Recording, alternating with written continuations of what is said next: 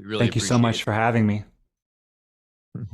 Okay. What I like also is, you work with your wife and my wife and myself for decades-long farming team. Okay. And it's our favorite thing. We'll just be out there harvesting or working in the, farm or whatever together. And yes, we it's spend a lot of quality time out there. And at the end of the day, we usually sit down on a rock somewhere and look at what we did for the day, which is what I like about outside work. And it's like, wow, there's something tangible that we did. We go, wow, that's cool, and yeah, you can feel see a a sense result. of accomplishment at the end of the day.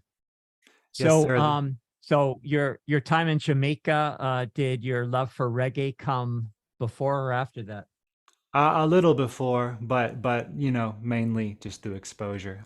Always been a big fan. Big fan. I got severely lost in the Blue Mountains of Jamaica one time. Yeah, that happens, right? Yeah. In this I ended up in this little village on these dirt roads, and it was a big ganja operation, and I thought, oh crap, because my experience growing up in Northern California, you don't want to stumble onto any grows, uninvited, and but they were like totally cool. Hey man, and it just told me how to find my way back to a road and everything. And I love Jamaica. It was kind people, and you know what I mean? People are awesome. Yeah. Kind people, kindness all around, especially toward youth, toward young people. Very kind. Right. Very kind. Okay, Mike, sorry, we'll let you get going there. We're just talking story here, you know what I mean? All good. I was just checking that we're good on the live. We're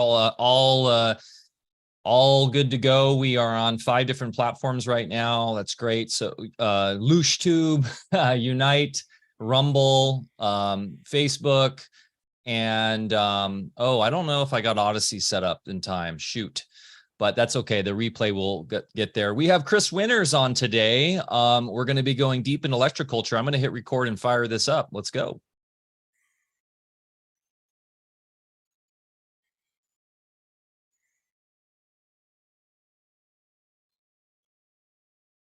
And boom, we're back for another episode of Alfacast. I'm Mike Winter, and I'm here as always with the exemplary Dr. Bear Paul Lando, coming to you live and direct from the great state of Jefferson, where freedom still reigns supreme. I actually just got out of the water, Bear. I surfed this morning on some dawn patrol. We're having some of those we're having some offshore Southwest. I went to South Beach. It was already 65 degrees. We're getting that eastern wind coming in. So it was like SoCal when I got out. 75 degrees at 8:30 in the morning without a cloud in the sky in Crescent City this morning. So no way. You dog, you had a morning sesh without me there. I've got the hunger and I've got to feed that cowbell. Ding, ding, ding. So I definitely feeling good and energized. I got those ions and the plasma in my system, and can't wait for today's discussion. Been looking forward to this for weeks since I discovered Chris Winters on Instagram. He is one of those few individuals that I feel is really pushing the Alfa Vedic. Like before we even knew he existed, we already were good friends, as we were just saying before the talk. There is definitely a sympathetic resonance pinging on the chat already, and I'm very excited to jump into this. One update real quick on the end of COVID. Our video partner, HowTube, actually, we crashed their system. And it looks like we're doing a free replay right now that's going till October 11th. We're going to push that back now, probably to the 15th. We've had over 3.5 million views, Bear, and it shut down their system. So they're reconfiguring that with their QDN partner, or their CDN partner. QDN is the Chordal Data Network, CDN partner. And so we apologize if it's down if the sessions are down right now. I just found this out before going live, but you can go to the end of COVID, sign up for free, and we're going to extend that out at least 3 more days because it's looking like they might not get those videos back up for a few days. So, but that was really cool to hear, Bear. Over 3.5 million views on some of the most cutting edge content out there. So thanks so much for the support there. Yeah. And so many good people speaking so much truth on that, and in perfect timing for just in case you're thinking about round 2. So yeah, awesome job. And I was Good honored job. to be part of that. Yeah, and Bear, I actually shared your session with the Bigglesons on Alfacast on an Alfa Vedic podcast as a special preview a few days ago, as a preemptive to the supposed yesterday, October 4th fallout that people were saying, which we of course were telling people didn't make any scientific sense. If you understand how actual resonance and vibrational frequencies work, to have a phone set off that sort of, I don't want to get too deep in the conspiracy, but everybody survived October 4th yesterday. Anyways, go check that out. That episode's amazing with the Bigglesons. They specifically talk about the nonsense of this concept of hydrogel and the nanotech in the jibby jabs, and how that is not scientifically, has no scientific foundation based on the microscopy, the proper form of microscopy that they do. Really fantastic episode. Way beyond that, though. You guys really knock it out of the park on that. So go check that out. And anything else, Bear, before I introduce Chris? Yeah, one thing, kind of a sad sort of something that just happened, on this last Tuesday, I was scheduled with my good friend Patrick Timponi to be on One Radio Network for an interview. And, Patrick and I developed a nice friendship over the years. And then I found out that, my interview was canceled because Patrick made the journey. And Patrick being a contemporary, we're both pushing 80. And, we used to just joke about our journey through life and about when the day came, we're still having fun here and doing what we're supposed to do. But when the day came, we'd both not lament about going home, because we know we're kind of roughing it on this side of the veil, but all's good. So I was deeply saddened. My journey started with Patrick. I was working in the financial sector internationally. And that was in the early 2000s and late 90s. And I had an association with an individual by the name of Andy Gauss, who is a great scholar on the whole Federal Reserve scam and everything. And then also very knowledgeable about the gold and silver industry. And that's where our paths crossed because we were doing some business together. And he was a feature speaker on Patrick's weekly show. And so I always tuned into that, got to know Patrick through that. I absolutely refused to do interviews or any such thing back then because I didn't want any exposure. So I didn't do any with Patrick back then. But since Alfa Vedic was created in more recent years and Mike and I have gotten together, then we started doing interviews on One Radio Network together. We had a business alliance that was going to be announced with the launching of the new Alfa Vedic membership site. And that was going to be a great collusion between ourselves and One Radio Network. We're looking forward to that. And all I can say is, Patty, I'm gonna miss you, buddy. We had so many off-air talks. We'd talk for 2 hours at a time. He was scheduled to come up here in a couple months for a visit. I told him I was gonna introduce him to a forest nymph up here because even though he was later on, he was still hoping to find his perfect mate. So anyway, I guess that's all. Patrick was an amazing individual. He was relentless in bringing the truth to people for decades. And I love the guy, and I'm going to miss him. So take it away, Mike. Yes, a sweet soul, and thanks for that eulogy. And there was many people in our community that had just loving, beautiful words about Patrick when shocking news came out on Wednesday. Definitely sad, but also, like as I said on Telegram, when someone lives with that sort of bright light, we know that they are really living it up on the other side. And that life review, Yep, man, he's having a good life review, tell you that. So yeah, and a very pleasant life review. Yeah, I just finished the Danny Brinkley book, by the way, Bear. I want to we talked about getting him on, you know him, and that was yeah. Daniel and I crossed paths too back in the day. So I reached out to him. I told you a few months ago. I'm going to reach out to him again because I hear he's out there doing interviews again. great reminder, guys, to crush it in life out of service to others. And it is the little things we do out of love for ourselves and each other that make all the difference. And Patrick definitely lived up to that from what I've heard from people that knew him well. So, okay, today, very exciting. We're going to tap into the authentic grid. Chris Winters combines Qigong metaphysics with his unique garden tech for next level electroculture. As an avid student of metaphysics and as a farming innovator, Chris Winters of the Fertile Current is light years ahead of the conventional farming community. This part 2 episode continues Alfacast exploration into everything electroculture and the perfect follow-up to our interview with Matt Roeske from Cultivate Elevate. Electroculture, sometimes known as Magneto-culture, simply put, is the agricultural utilization of feeble voltage to stimulate electromagnetic actions in the soil. These actions catalyze the transmuting of elements within the soil, which have an array of benefits.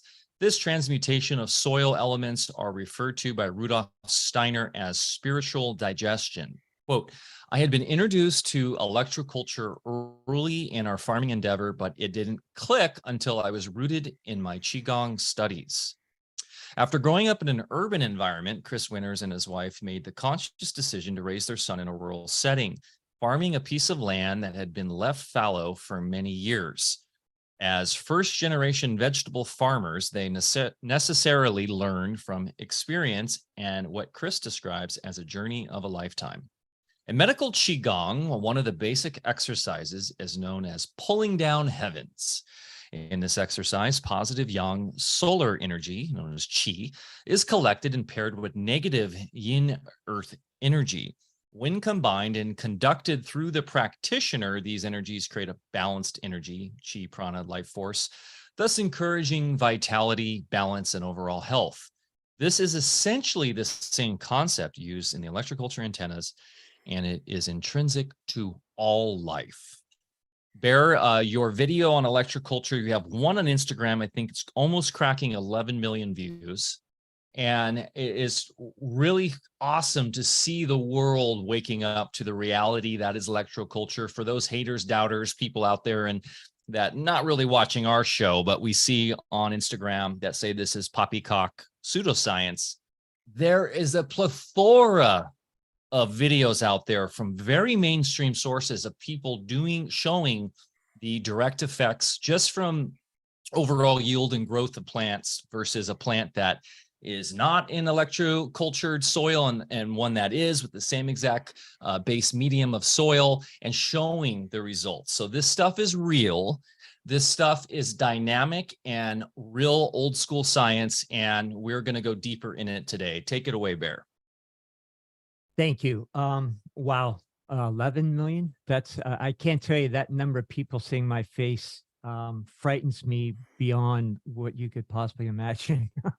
So anyway, Chris, thank you so much for being here. I'm really stoked to have this conversation here.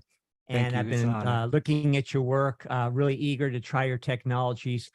You know, you said a few words in a video I watched of yourself where you're talking about a lot of different information out there. And as usual, you know, with any subject matter, you're going to get some authentic stuff. You're going to get some folks that are well-meaning, but maybe don't know that much. And of course, folks that are just, you know, joining the bandwagon. And I really do agree with you in that, you know, more experienced farmers that already know how to grow and have established farms, gardens, whatever, so that they can test out and, you know, do some real empirical, you know, investigation as far as how this works. Now, I have more, when Matt was on with us, we showed some pictures of here on the farm and all my, you know, electroculture pulls. Mm-hmm. And now I'm doing it not as sophisticated as you are. And I'll tell you how I think mine works. On the other hand, that'll be a good discussion. what I'm really enthused about is having you teach me how to upgrade our technology here at the farm, because, you know, farming, let's just say you're starting, you've never grown anything, you're trying electroculture, and it's kind of a hit and miss thing. You listen to Yes. the wrong person, but it's still an amazing opportunity to have your own experience, learn from that experience. And that's all I've done. I've just done it for a lot of years, but you Yes. know, in the farming world, you're always a student. And that's why with our conversation today, I'm ready to hopefully go up to the next level. And so why don't you, if you wouldn't mind, tell us a little bit about your own journey, how you got here. People always like to hear that. Then we'll Okay. get into you know, all the nuts and bolts of what you've done there. And again, thank you so much. It's really great to have you here. We appreciate it. Thank you so much, Bear and Mike. I appreciate you guys having me. It's an honor to be here with you. Um, so as far as how I got here to farming, I grew up not with any idea that I'll take that back. There was a point in time where I believe for a paper for school, I did have to write, or was asked to write what I thought I would be doing as an adult. This was sometime early on in high school, and I ended up kind of thinking it through and kind of thinking about knowledge of myself, who I was, and what I could even like tolerate, what I would want to interface with. And I was like, well, basically, I could see myself interfacing with plants, and so I was like, okay, probably some sort of farming, agriculture. So that's what I wrote, but kind of forgot about it. So I remembered that years ago, actually, not that long ago. I remembered that because it was probably when I was like in ninth grade or something. But so I will say that was all, since time is not linear. I already knew this, but had it manifested it into an actual reality that I thought was going to happen in this lifetime, perhaps. So time went on. Like we discussed a little bit pre-interview, I spent some time in the Caribbean, got exposed to some farming there uh, early on, and then when I was 17, ended up living in Trelawney Parish in Jamaica with my friend, a very rural area called Bunkers Hill. And his father, who was nearly 80 at the time, had a hillside farm. And this was really my first exposure to agriculture at all, because growing up near Nashville, Tennessee, right outside of downtown, I didn't see that at all. The area I grew up in is pretty fancy now, but when I was growing up, it was pretty rugged.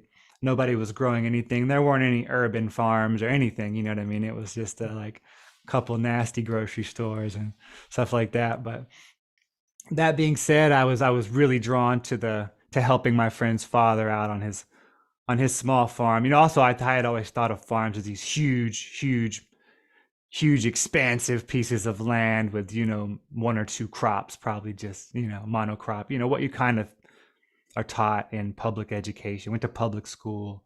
I was raised, eating pretty bad. All the stuff, man, all the stuff, And when I was actually around 10, I started developing these really bad allergies, like allergic reactions where my eyes would swell up and my lips would swell up. And so my mom took me to the allergist, the doctor, and they did all the testing, right, with the pricks. And they found out that I was highly allergic to these yellow food colorings, 5 and 6. And they were like, well, you're going to have to come get shots every week for years so that you're not affected. And I thought about it for like 15 minutes sitting there on the table. And I was like, well, can I just not have those colors? Can I just not consume those colors? And the doctor was like, well, I mean, I guess so. Do you want to go that route? Kind of that's when this voice whispered in my head that there's snakes on this plane and you got to think for yourself because you just saved yourself years of shots. You know what I mean? And so that was kind of a beginning of this little awakening that slowly unfolds over your lifetime if you're fortunate and you're inviting to it, you're open to it. My medical Qigong teacher that I trained with for a couple of years, Dr. J. Michael Wood, he would always use that word, invite. I invite you. When as a teacher, that's how he worded everything. I invite you to do this with me. I'm not going to tell you to do it. So I like that language. And anyway, so I ended up spending time there, getting exposed to a little agricultural help, helping my friend's father in Jamaica. Thought I was just going to stay there in the hills for a long time. Really love it there. Love the people of that island, and ended up meeting people from all over the world there. Truly is what happened, and was invited to Switzerland. This is, pre-cell phone days. This is late '90s. So you know, got a piece of paper with a name on it in Zurich, and months later, I actually came back to Tennessee for a minute. I saved just enough money for a plane ticket, and I had like $600 and a one-way ticket to Zurich, and I did not even have an address for my friend, just had his name. And so I went to Zurich, and I actually took my bicycle apart into a box and checked it as luggage and put it together in the airport and rode out of the airport. Found a place. It was amazing. Zurich's a beautiful city. I had a really nice time going around. But then I found my friend in a phone book a few days later, and he came pick me up, and I lived with him for almost a year there and traveled around to a lot of places and paid attention. I was alone, traveling and just really soaking in everything I could. So loved the culture in North Africa, spent a lot of time there. Learned some things within cannabis culture. Lived in the Netherlands, lived in Amsterdam for almost 2 years. In a really interesting community called the Elf, which was a squat. It was the old Belgian consulate that had been squatted legally. And so there was a couple hundred people at one point living in this 8-story consulate building, like office building. And it was a very interesting, a lot of DJs, trance DJs, a lot of people who spent like half their time in India and then half their time in Amsterdam. This crew. Oh yeah. The crew. It's a wonderful group of people, and but a very eclectic, very diverse. Fortunate enough through this experience to get some exposure to like ethnobotanical shamanism, different things that I got to dive a little deeper into and get some experience with. But ultimately ended up back in Tennessee, where I met who I'm still with, my partner Tracy, and we moved to California together in 2002. Because I grew up in Nashville with some friends who were from the farm community, which is an intentional community here in Tennessee. And most of their parents and relatives were actually back in California, either like Bay Area or Northern California.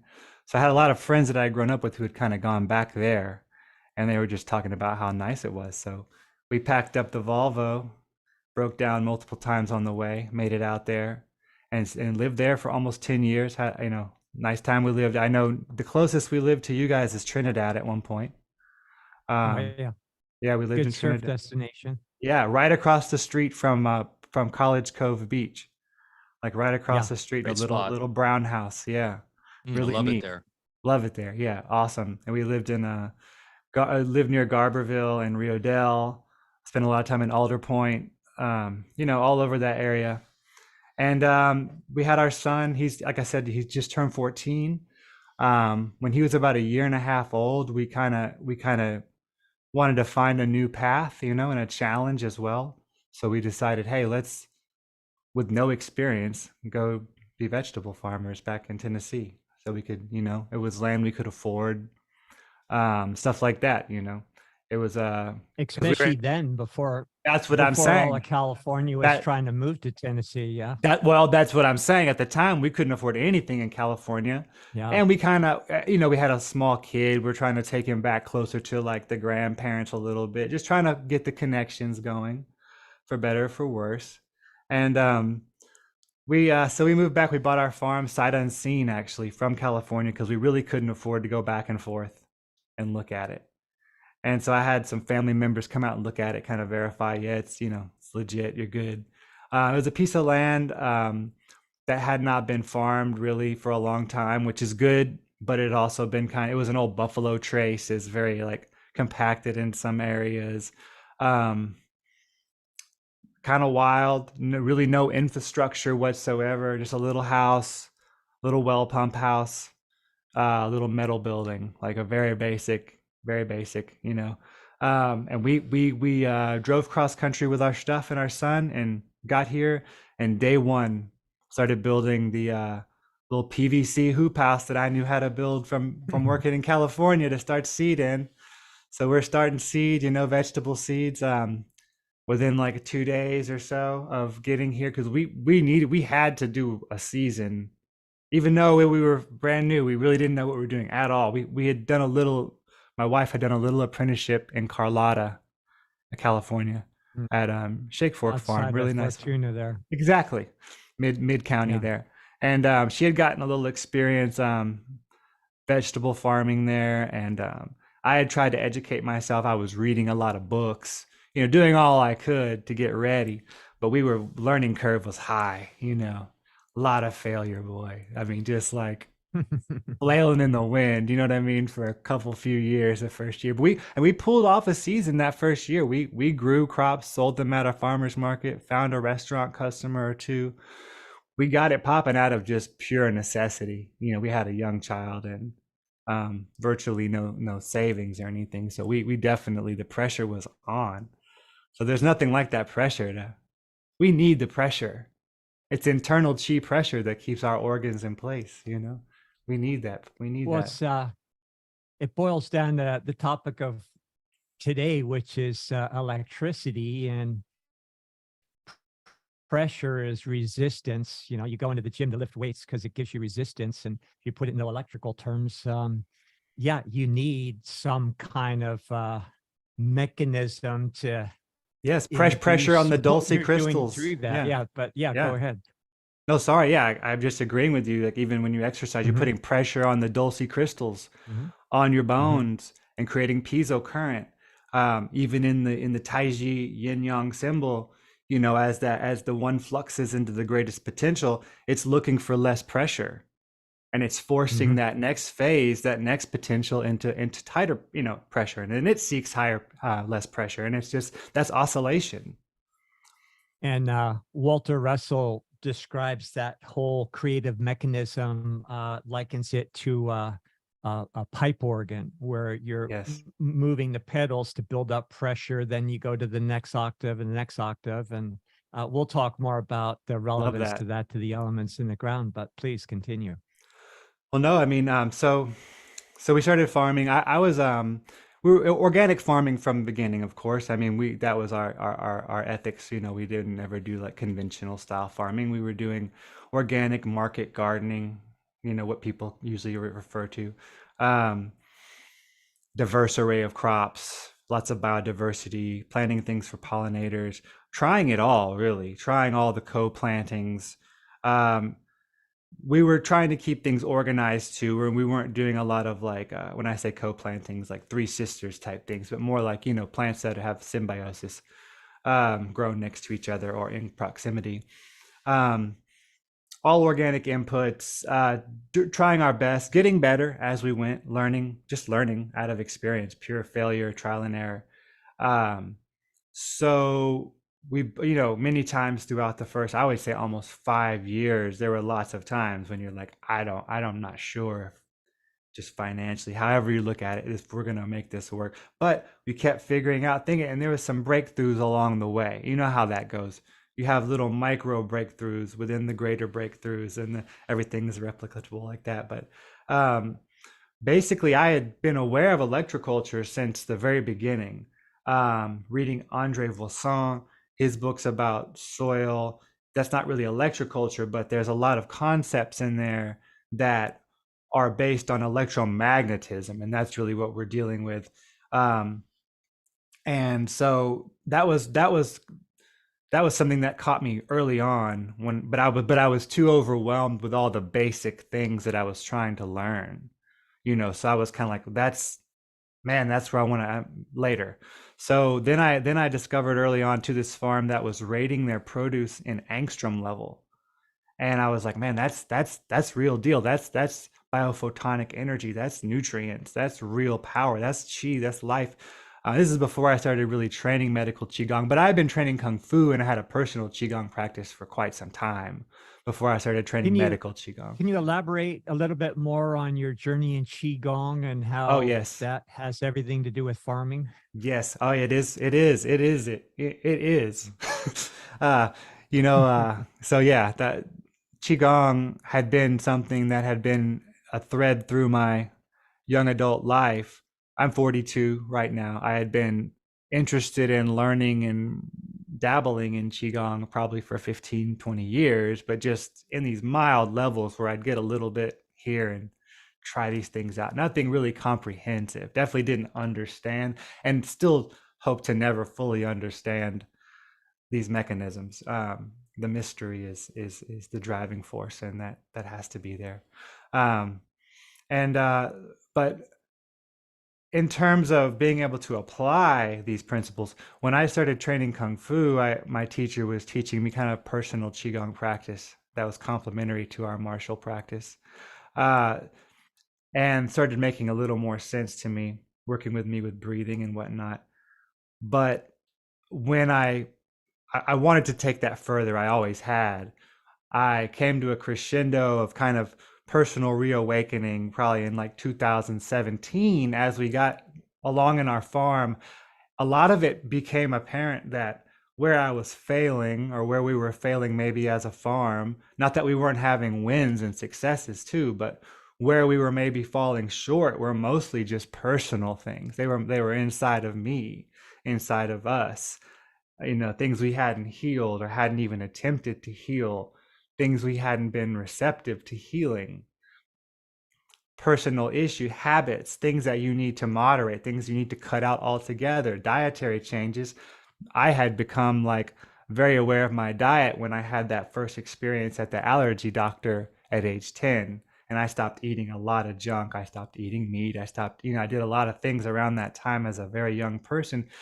And then there was a point where in my 30s, I was like, well, let me make sure I'm not being narrow-minded. Let me go try some of these other foods. And so I went kind of back a different way, but I realized that my good balance was back kind of toward where I'd come from. So, quit drinking alcohol altogether, lots of things that just for me were very positive changes, because the physical output that was required of me, I needed to be full energy level, and I realized that they were so associated with all my emotional traumas and emotional issues. And I don't say that like I had some major issue. I'm functioning fine, but we all are so full.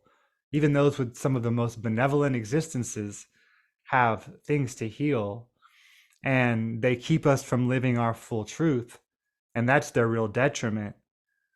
They keep us in fear. And even we spoke on this a little bit, connected on this, the idea of even putting forth even things that you already know in your heart are true, and you've experienced them and you can share them, but then to go the next level and put it out there through these types of channels, through the internet. I was very hesitant of that. But that fear of being held responsible for what I was going to present is what held me back from presenting what I'm presenting now, which I feel is my part of my dharma, a major part of my dharma. And so that fear was holding me back. That whole stuff, I don't want to be a part of that. I don't want to get into that. But I mean, 100 years ago, I would have probably said that about a cellular phone, and I use those all the time. So I had to really try to let go. I mean, I'm still working on that, letting go of the fear of that. Yeah. Just a quick comment, you're talking about emotions. And again, I just want to keep bringing it back to our topic today. Emotions are what give the velocity to those electrical vectors that precipitate into farming or our bodies or anything. So what you have with those kinds of emotions, because they're attached to stories, is you have a net energy loss. And what we're trying to do in electroculture is to have a net energy gain.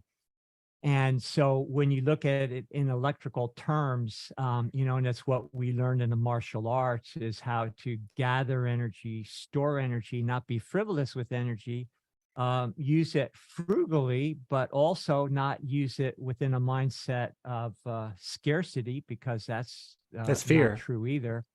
Yeah.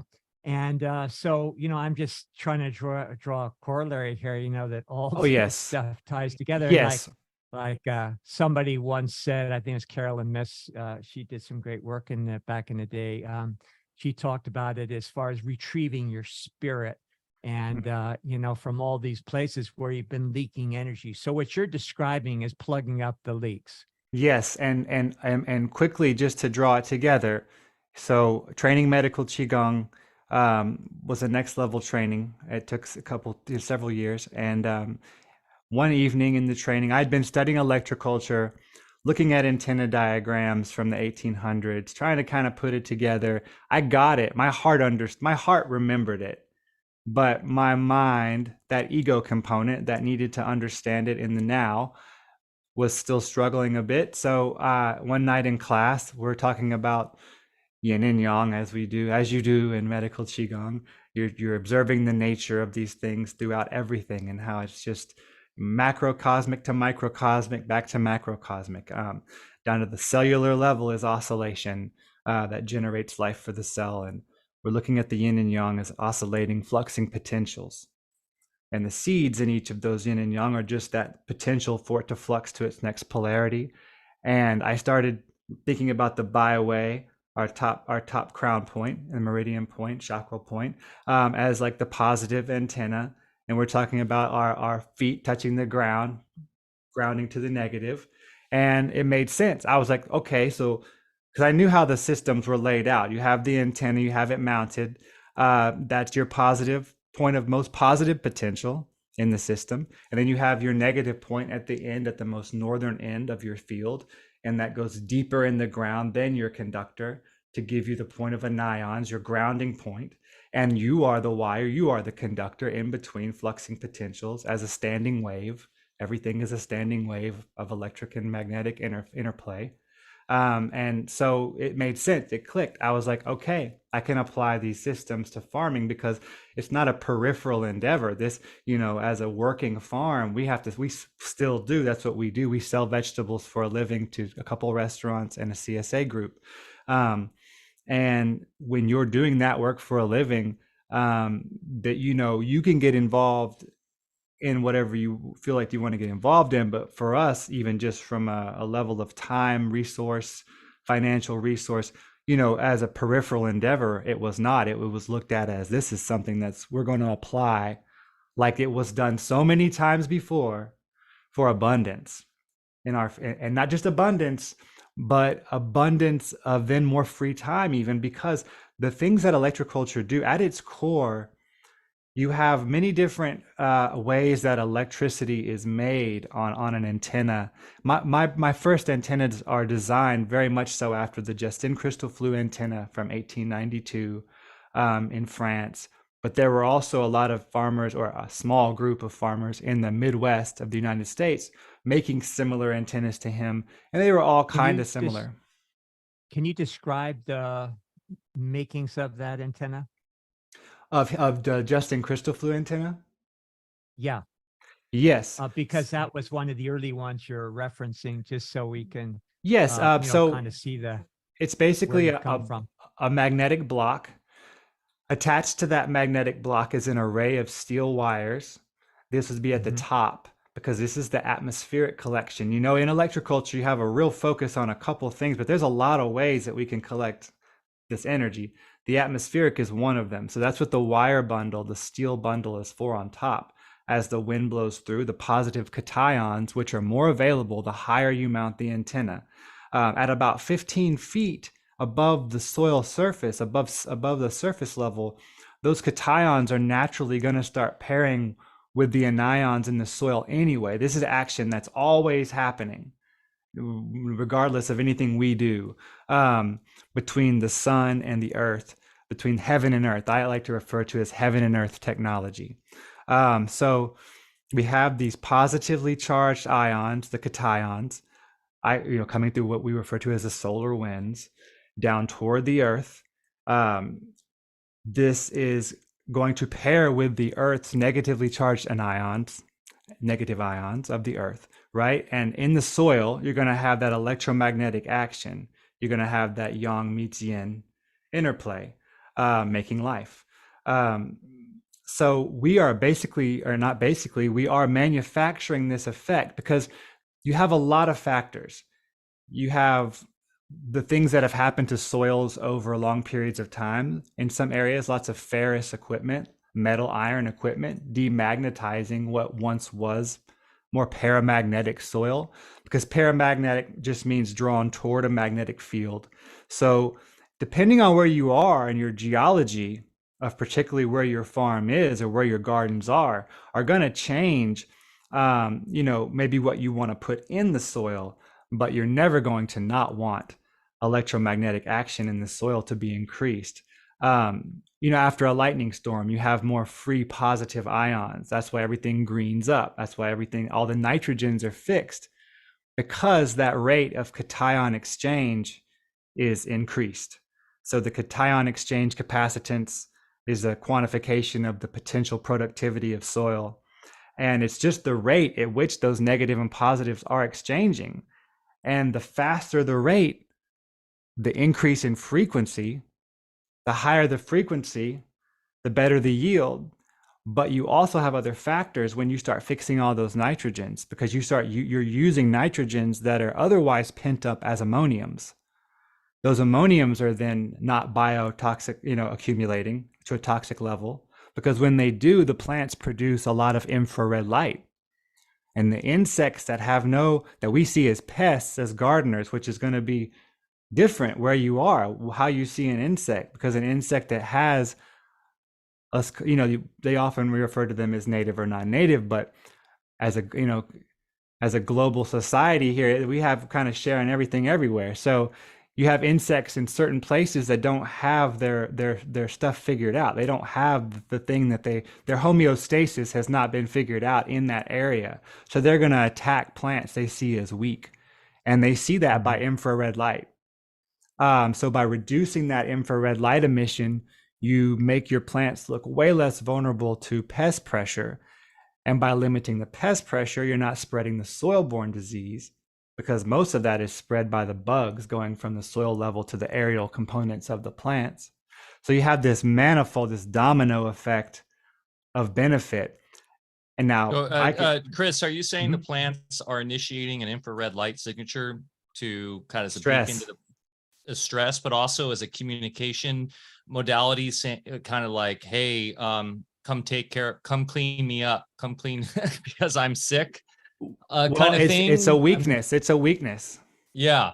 It's a sign of weakness. The ammonium nitrate, fertilizer has always interested me. And obviously you look at it from mainstream, agriculturists look at it from a pure chemical side. But for me, it seems like essentially what you're doing is you're creating an acidic side with the ammonia. You're creating a basic alkaline side with the nitrogen, right? And that's literally creating a battery in the soil, where you're creating that same sort of electrocharge in the soil by kind of hacking it with those chemical compounds. And sort of what I understand with electroculture is you are doing the same thing, but you're doing it in a much more complementary way, where you're not going to burn out the soil through these chemical compounds, but you're doing it in a more harmonious way that is more in line with sympathetic resonance. That's a good way to put it.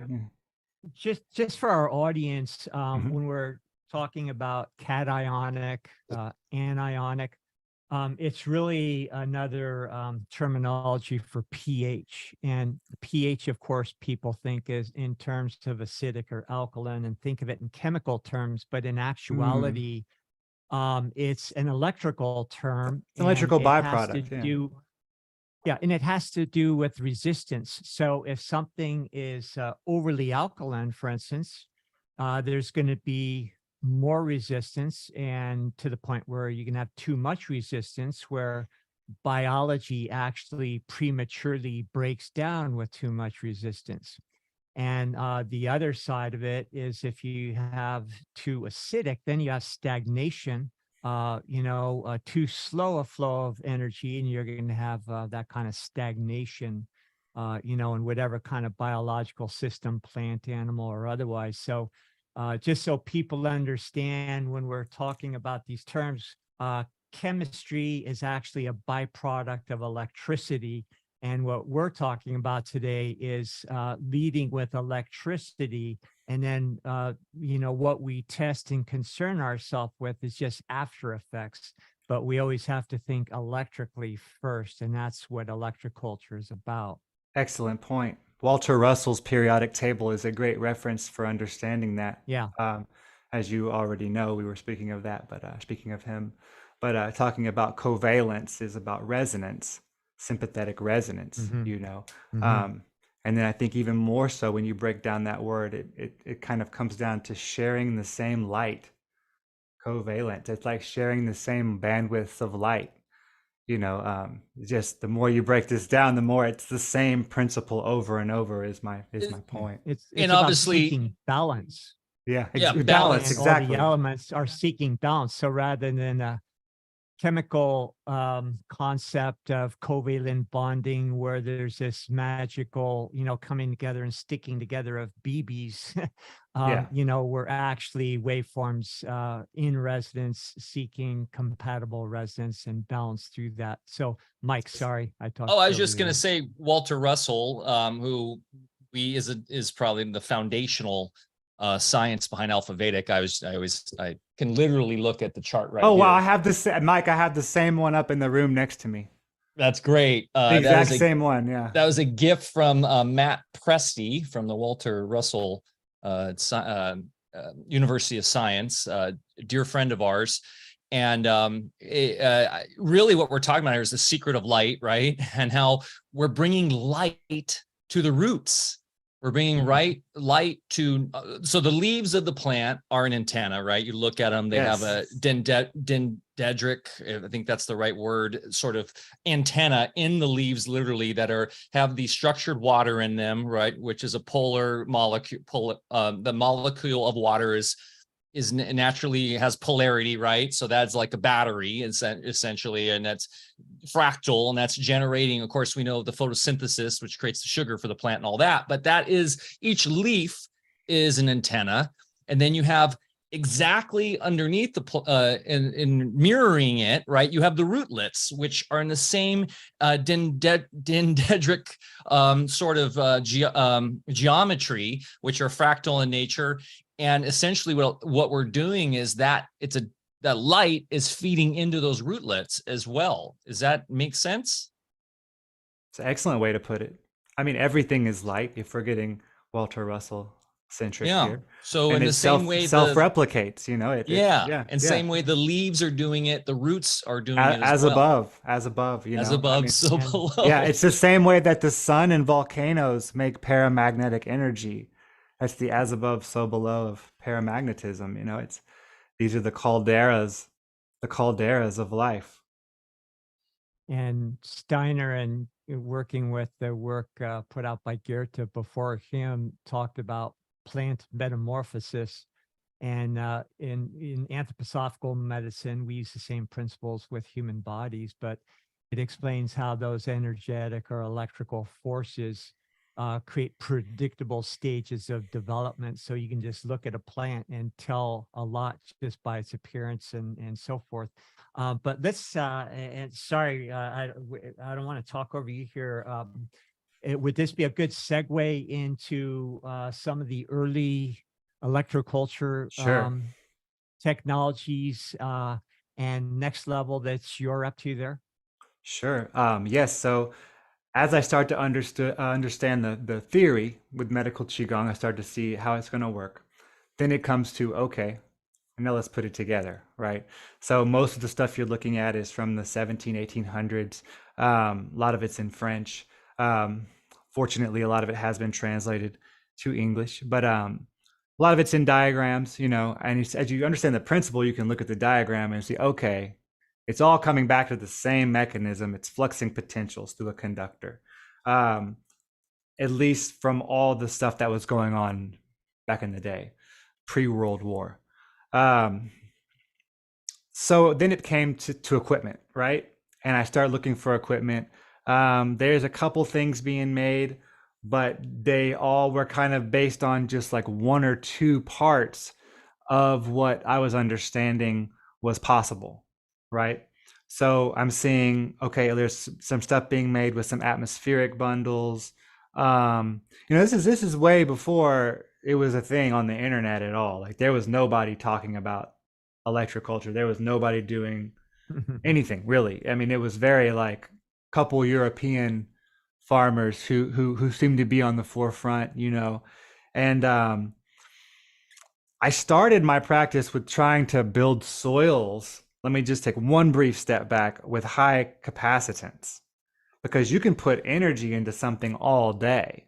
But if you can't capacitate it, because with the Qigong medicine and dietary science, you look at alkaline system, okay, like an alkaline battery, the way it produces energy smoothly, you can store energy in it for a long. You just start thinking about, again, the relation to parts hydrogen, electrical capacitance, energy, right? So I'm seeing all these connections kind of coming together in my head along with the Qigong medicine. And it seemed like we needed to build a soil medium for all of our, we plant in the ground, or we plant in the ground in greenhouses. Everything's in the soil here. So I knew I needed to build soil with high capacitance in order to even like store this energy that I planned to figure out how to put into it, right? So for several years, I researched the apparatus, the antennas. While I was doing this, I was building my soil with vegetative compost and basalt. I switched everything over to, some people call it veganic farming. I really just, it was a personal move that I didn't want to support industries of mass slaughter or commercial farm byproducts, which I found to be going in most organic farm systems. So I was like, well, I'm going to cut those out. So I went to an all rock minerals fertilization system. It's all just raw rock minerals, vegetative compost, and lots of paramagnetic basalt. Love Phil Callahan's work, highly influenced by him on paramagnetism, Harvey Lyle, all these rock powder gurus from the 90s and 80s that came through the biodynamics community and whatnot. And long story short, I spent several years just building that soil up while I researched the antennas. And I started getting better results through just doing that. So I understand the difference between all the different phases that I spent many years, each phase observing. We're in the midst of year 11 here, my wife and I, and it's just the two of us and our son. We don't have any employees, so we see everything. I make the deliveries. We see everything. We do everything. And so I'm very observant over the years to the empirical data is the observation and it's being there. And that's something you cannot replicate. I cannot, when someone is like, convince me this is true, no way, I'm not here for that.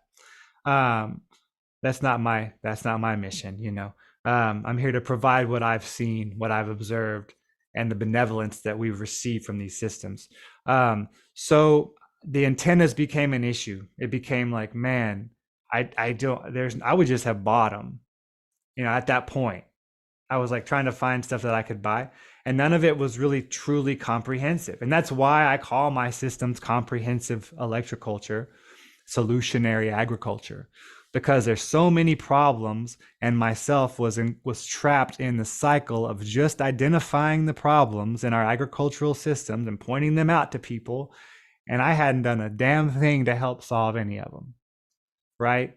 So this is my attempt as well to help bring something solutionary to a table where solutions are few. And it's not my technology, but I took it upon myself to go figure out how to build these antennas, right? So I spent several years working on them. I have a friend who I developed along the way, who's an electrical engineer, who assessed them along the way. Oh, do this differently. Gave me a few tips on insulating the systems mainly. But overall, it was just trial and error, figuring them out, then utilizing them, right? So I set some up. I set them up on the poles, run the ground wire, set them up very authentically. And I have spaces in my garden where they've been set up for quite some time and spaces where I've never set them up. So then I start observing the differences in those spaces. Honestly, it's created a bit of an issue because I refer to it jokingly and lovingly as violent abundance, because storage becomes an issue. You probably should find some new customers. You're gonna, the pest pressure is I night and day, night and day. And we're in the South. We have a lot of pests here, a lot of pest potential. These last Volkswagen couple, bugs. oh my Size bugs. God, oh my God, man, and the loss potential for those pests is just immense. So this is my goal became, okay, this like I knew it worked. I knew it worked because my heart remembers that these technologies. I understood the different principles. Like my mind really, I was there for it, but it becomes a next thing to then take something, develop it, and develop the ability to like share it. Because when you share something, you start to become a little bit or a lot bit responsible for what you're sharing, if you want to be a responsible person. So I thought, okay, let me make sure all this works out. Let me make sure all this works out. And it just keeps getting better and better. The longer the systems are in the ground, the better they operate, because the soil capacitates that effect. So it became a matter of sharing the systems. I have 4 models of antennas. If you want to get into the antennas a little bit, if not, you just tell me where you want to go. Well, and you call these paramagnetic. Paramagnetic, because so the antennas from like Justin Crystal Flu and all the original makers were a magnetic base, right, of the antenna body itself. I wanted to expand and put my own slant on other things that I understand as benevolent in agriculture. So I wanted to add my paramagnetic value, which is magnetic. It's inclination toward or advancing toward a magnetic field. The converse is diamagnetic, moving away from or not attracted to that field. So I core fill these antennas. These copper bodies are all core filled, packed very tightly with very highly paramagnetic basalt powder. Basalt actually is one of the only raw minerals too that is capable of high capacitance in its raw form. So it also creates a basalt battery effect in the antenna bodies, as well as that's basically volcanic rock. Volcanic rock. Yeah. Yes, exactly. And so you have the paramagnetic energy coming from the sun, and you have the paramagnetism that's created in minerals through volcanoes, through calderas. And I often liken this to like 5-element cycle, because you like biochar is paramagnetic, right? And that's why it's valuable to your soil. So you have the wood element interfacing with the fire element to create basically not a true metal, but something with the energetic value of a metal, paramagnetic, because wood is diamagnetic otherwise.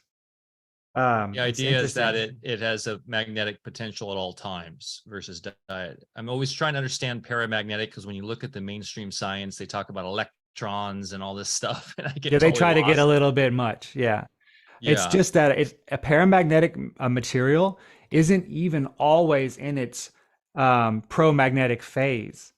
It just has the potential to be inclined. Now, that the value of that paramagnetism, the value of paramagnetism is really the rate of the periodicity at which it's attracted to a magnetic field. So something that's highly paramagnetic is like basalt is always going to stick to a magnet, virtually. I say always, but virtually always. Another important consideration is that these natural sources, like basalt, also are very abundant in transitional elements.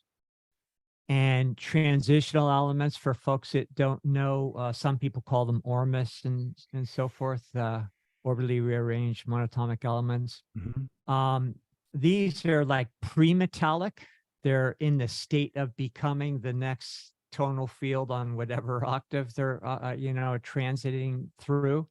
And these ceramic pre-metallic elements, I believe, are the secret to 0-point energy. So as we, even in alternative sciences, if you want to think of it that way, where we're talking about some of the things we're talking about, it's nice to, just bring in some other things that are rarely talked about, like these transitional elements, and that have such a marvelous effect for plants and bodies. So please go ahead. Well, there's even I recently learned of a piece of equipment that is, I mean, I literally like 2 weeks ago recently learned of a piece of equipment that was invented and utilized thoroughly by a lady in Russia, very similar to these antennas for cleaning up mining areas because these transitional Oh, metals are able to be catalyzed into their higher potential forms, even into semi-precious and precious forms from what would otherwise be considered waste. so that's another thing I had planned to pick your brain about today as far as transmuting some of these toxic elements that are falling from the sky. But Yes. continue with where you're at, and then maybe we'll get to that. I mean, everything has a higher potential possibility. Even things Mhm. that we see as toxins, or smog, electromagnetic smog. And I think it's all about learning to harness them on some level. If you're not going to stop producing them, or living in fear is certainly not an option. Um, Thriving in fear is not an option, let's say. So if your goal is to thrive, um, which is all right, then uh, dropping the fear is probably number one. That's when you come back to breath work. That's when you come back to, you know, living your authentic life and all these principles. But with the electroculture, you're fluxing minerals into higher through the fluxing of polarities, through electromagnetic action, the fluxing of positive and negative, yin and yang, male and female, diamagnetic to paramagnetic. You are transmuting minerals into higher possible potential forms. And for instance, I believe it was Harvey Lyle wrote about placing basalt powder, rock powder, in a compost pile. And when you go like a month later and get it, it's white, which was originally gray, and it has fluxed into lime, which he called nascent or newly born lime, because this isn't a living mineral. And that is the difference too between a lime, that a dolomitic lime that you might go buy in a bag at the co-op. And a lot of farmers will say, well, I'm putting it in there for my pH. Well, they're really putting it in there to increase the cation exchange capacitance rate. The pH is a byproduct of that effect. They are putting it in there, but it's kind of like the fast food version. It's processed, it's been sitting there, it's inert, it's fluxed, and then it was static. So you have these minerals that are produced through fluxing polarities. These are living minerals, or at least we could refer to them as enlivened. And these are minerals that are highly available. Their angstrom level of these minerals versus inert store-bought minerals is going to be vastly different. So the biophotonic energy coming back to feeding plant roots with light, like Mike mentioned, this is all tied in together because that is the biophotonic energy. So I mean that's it. It's this one action basically that has this manifold of benefit, and we're just manufacturing it 24/7, utilizing free energy sources, equipment that can be multi-generational, one-time installation. I mean, all these things I'm promoting just because as a farmer I see them as so valuable. I mean, the money and the time that gets spent on certain agricultural operations. Year one in our farm, I learned about possible grants from the USDA for greenhouses. So I went down to the extension office, and they're very nice people there, as far as their personalities and everything. But basically, within 5 minutes, I was being told, kind of like almost like buddy buddy with the guy, like, hey, most farmers make more money coming down here and filing crop insurance claims and filing paperwork than they do actually growing crops. You might want to think about, they're unsubtly promoting failure in agriculture through these systematic offerings. You go down there to try to get a greenhouse, and that's what they knew. That's why I was there. And then in turn, they're starting to tell me how I could just fail and get paid. Instantly, I was like, okay, well, if the government wants me to fail, then I'm going to try really, really hard to succeed. Because this, that's too much. This was like my first year, and I'm like, whoa, I'm kind of jaded at the same time, but at the same moment, like, wow, the audacity, you know, the audacity. But these systems, again, coming back to their solutionary measures, are not peripheral. They're systems that can replace a lot of other work. And don't get me wrong, there'll still be plenty of work. You're never going to get away from hoeing. You're never going to, this isn't, it's magical, but it's not fantastical. Magic is very real, and magic takes our participation. So in that way, we're utilizing this magic and we're working along with it, not having it slave for us. You know what I mean? Well, it's an assistance. It's an assistance. Exactly like any other thing, like any other tool you might buy, even coming down to like, oh, I need a UTV to get around my, well, you bought it. It's a tool. It's helping you, cost a bunch of money, right? And people know, bat an eye, spend 15 grand on one of those or something. But you know, you Plus, talk we about, can't discount the consciousness interaction between us and the plants we grow, and the oh, need sure. for us to be engaged with this, from the seeds to you know, the sprouting to the planting and all that, and that energetic interplay between literally our consciousness and the consciousness of the plant.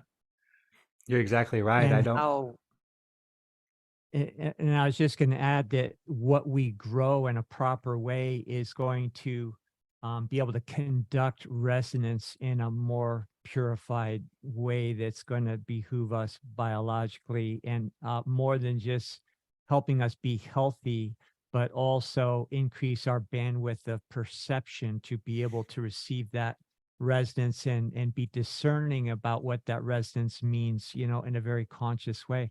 You know, I've got a lab out here, and I make a plant and mineral medicine. And whenever I, you know, get through with a certain process with the plant, and, you know, you extracted the spirit, the mercury, all that kind of stuff out of it, you know, you're left with just a pile of spent leaves or whatever.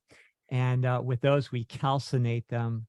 And that means put them under a great fire, and then it turns to a gray ash. And I think this is what you're talking about, but I'll do that a bunch of times in a row until Exactly it's what a I'm talking nice, about. pure white ash. Now that white ash, I can go ahead, put it through another process, distillation process, and come out, recover purified crystals. Now those crystals from that plant matter are going to be able to receive the resonance that makes their unique metamorphosis, as Goethe and Steiner used to say, that give the plant that medicinal properties. So these capacitors that you're talking about are actually the thing that make plant medicine work, you know, because those capacitors are receiving the resonance unique to that particular botanical specimen. And it's really not about standardizing some chemical that somebody thinks is what makes ginseng work or something like that. That's real alchemy, And Barry. You're doing real alchemy, brother. yeah. So I mean, when you that's go real ahead and deal. use those crystals in your body or in farming, you know, like you're talking with some of the things you're doing, you know, you're bringing down the resonance of the stars. And as Paracelsus once said, the medicine is in the stars. Nice, nice. Love Paracelsus. Yeah, the cosmic energy, you know, the cosmic component, because we are on the earth, we are on the negative component. Um, yeah, I love that. It's the alchemy. It's soil alchemy. I mean, we know that's where the word comes from. Comes from the transmutive properties of the black soils of the delta and so on and so forth. And so that's coming from, you know, the idea that the waters flow between two banks in Chinese medicine, the yin and yang bank, but it's a paramagnetic rock like gypsum. I'm sorry, like granite or basalt, and a diamagnetic rock like gypsum or limestone, perhaps. And it's flowing between, collecting balanced phases of magnetism. And then it's combining with all the humates of broken down leaves and fish emulsions and all the things of the river. And those humic acids, the fulvic acid, the humus, the compost, is so critical because I look at the compost in a very quantum way. It's like a scalar field. It's imprintable carbon. Just like when we have those balanced phases of magnetism within one frequency, we get an expansion. And in Chinese medicine, we call that our Wei Qi field when it's us. But we also can see that as a scalar field. Wei Qi and scalar for me are the same, because then you influence that scalar field in Chinese medicine with your heart mind. That's your frequency that you're putting into your field, right? That you carry around with you. And in radionics medicine, you can do the same thing with a frequency generator and cut your mind out of the picture. And in quantum agriculture, we're doing the same thing. We're creating that imprintable carbon with the humates, with the compost, and then we're imprinting it with that flux of polarity that is a frequency, because a flux is an oscillation. The tides are an oscillation. A back and forth is an oscillation. Usually an oscillation is just the nuanced word for a slower frequency or vibration, but it's all vibration. And in that way. So I'm eager to get into your specific technologies, and so you can explain these same principles in light of those, and let us know how they work. Yes, so I make 4 models. Can you see these okay? These antennas here? And by the way, I'm on your website right now, and for people that aren't familiar with your website, it's thefertilecurrent.com. Yes, and sir. The any fertile other current. links that you have where people could find good stuff, that you've been doing. You mention them now, and then get into your technology. Okay, awesome. Thank you. Yes, thefertilecurrent.com is my website. There's a store on there. You can buy the antennas. You can read all about them, plus lots of information, installation videos, trying to make this very comprehensive to where you can see how to do this. There's a lot of hard to get little details when it comes down to actually put these things in. And so I'm trying to cover them all. I have an Instagram at The Fertile Current, and I have a YouTube channel, The Fertile Current. It's all under that name. I'm trying to just put my videos up on YouTube as well. Just so that it's available to everyone. This is technology for everyone. It's not mine. I'm just trying to promote it because it's so valuable. And it became kind of feeling like it's just very compulsive. I need to share it, Well, and there's an art form to how you do it. And frankly, some people just don't have the time to do it. And so you're providing that awesome service. And I'll tell you, I'm making time. Like, it's not easy. This is a dedication, that's why I say it's almost so compulsive inside of me as part of my path, because I'm farming. I have a teenage son. We're very busy, so I'm making time. I'm prioritizing this information, and it's all out of service of love. And sometimes I even try to have difficult conversations or bring up difficult, uncomfortable points, because the service to the greater love and greater understanding for me is more important than just whether we all agree, or you know what I mean. That's really beside the point. So just the greater love of it all is really what I'm trying to bring. Actually right on point, because that passion driven by love is the greatest resonance, and will do more for our plants and bodies than any other single thing. Go ahead, Mike. Oh, I was just saying the service to truth is the true love. Exactly, Mike. Yeah. So you know what I'm saying.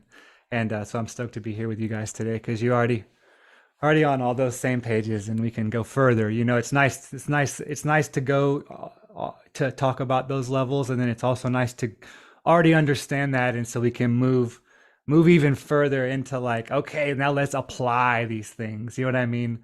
Application of our knowledge is so critical. If the ego wants to know something, the ego will learn it and then sit there and know it.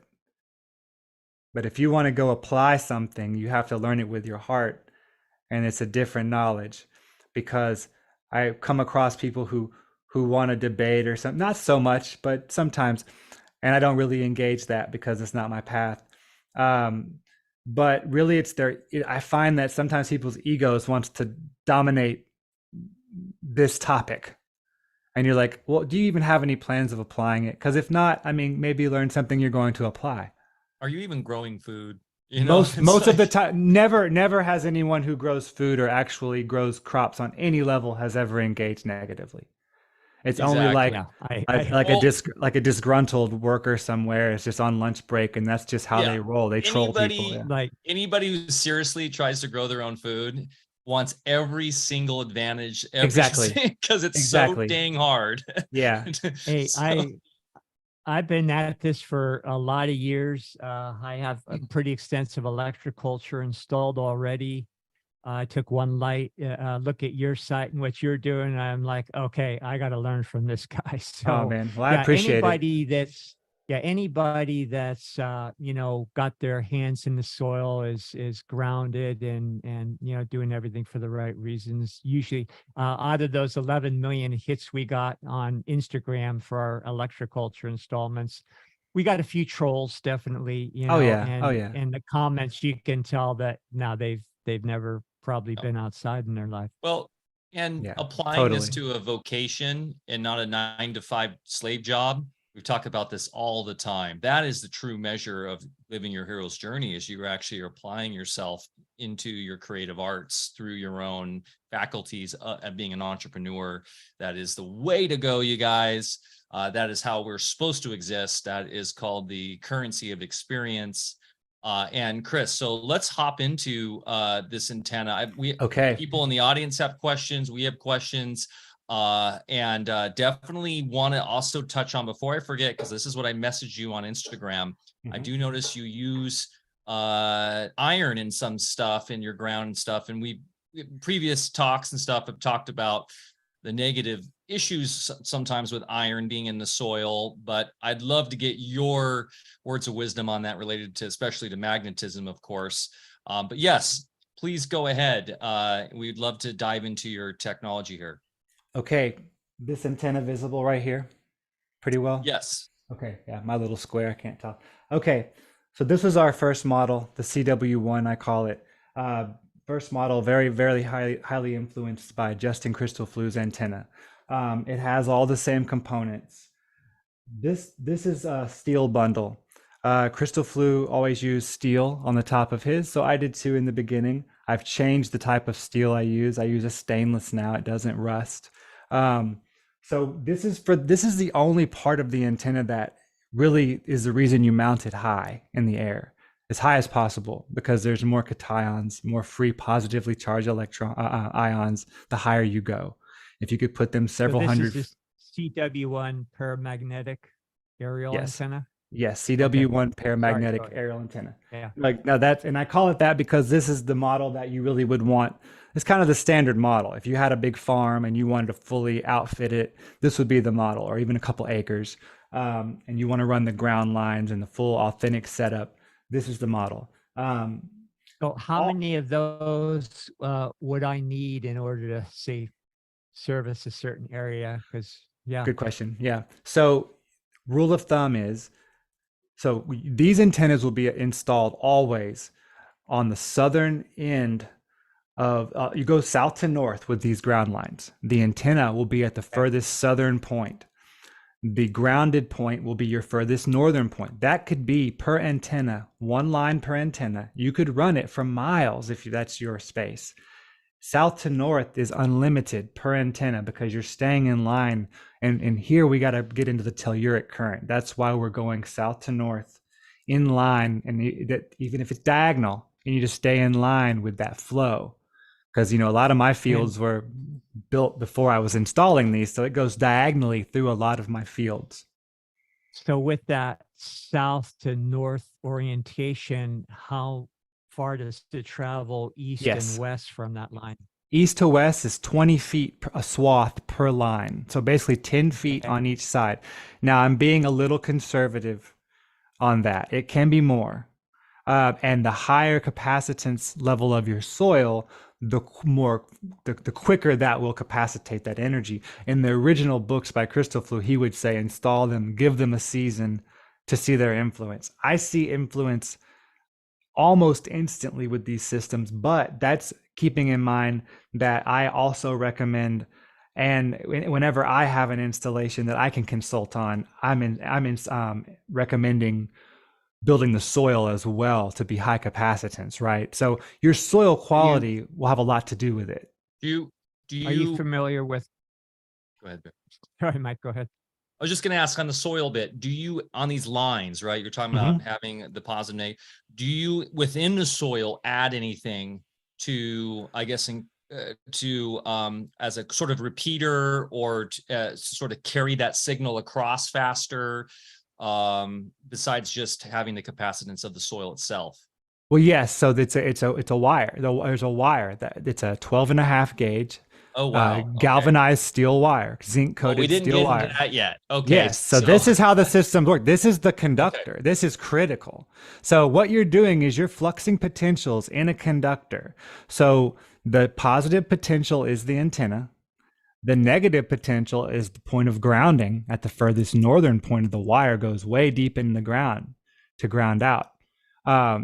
The potentials flux back and forth with feeble voltage, diminutive small levels of voltage. That's desired. Is We're that not why looking you for large use voltage. Is that why you use steel and not Yes. copper? Because from my Yes. understanding, steel is a very poor conductor of electricity. Well, this is electromagnetism. We're not really looking at electricity. We're using that term a little broadly. This is all EMF. This is all electromagnetism and frequency Radionics, based. This is in a sense. radionics. Yes. So I was This trained is- in radionics as well, and Okay. this concept is very easy for me, but I understand this is very much an application of radionics, but it's electromagnetism, which is radionics. This is so important for us Yes. to really get to understanding why here, I'm- because yes. I can't tell you how many stupid comments we got on an Instagram thing about the traditional concepts around electricity and bringing a charge down into the ground, and how we had all these electrical engineers, Yeah. like, you know, coming into the chat, or excuse me, in the comments, and trying to bash Bear, because quite frankly, they are coming at it from a completely wrong perspective. Yes. Here. And so 100%. thank you for clarifying why you're using steel here. Yeah, go ahead, Bear. We'll just no. You're about to say something, Chris. You go. I was just going to remind. Okay, so steel, what it is, it's very magnetic. It's very, it interfaces with a magnet. So Faraday's first law of electromagnetic induction, we're inducting electromagnetic voltage. So it's a fluxing of potentials through a conductor interfacing with a magnet. We have magnets on the antennas. We have paramagnetic minerals in the soil. And we have a conductor. We have a point of positive. We have a point of negative. Those are fluxing potentials. And we also put magnet arrays coated in beeswax, ring magnets around the wire in the soil for more electromagnetic induction. Those are your magnetic signal boosters. Exactly. Right? Exactly, Bear. Yeah. So those will go in periodicities in the soil, depending on how, it's all, some things come down to budget. How many do you want to buy? The more, the better. How many do you want to mess with? Back to the question with the east and west radiation. Yes, 20 feet. Okay, how about if you have more of these signal boosters? Would that increase that? It's just, like I said, yes, it will increase that. So there's variables here. There's your soil, there's your bedrock, there is how many boosters you put on, there is, how well you installed your system. Just like everything, you have to go through you have to do it correctly.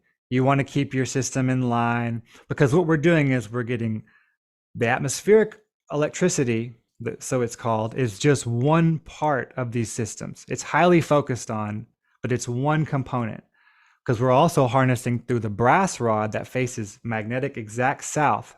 This is one of the most critical things about setting up these systems, is that the brass rod, like this right here, and this right here, they must face magnetic south, and you align them with a compass, and you can go out and check them periodically. Yeah.